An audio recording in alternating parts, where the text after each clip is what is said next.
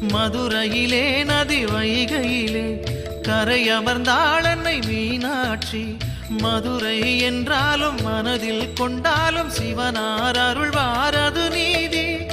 64 திருவிளையாடல் இறைவன் நடத்திய அருள் பூமி.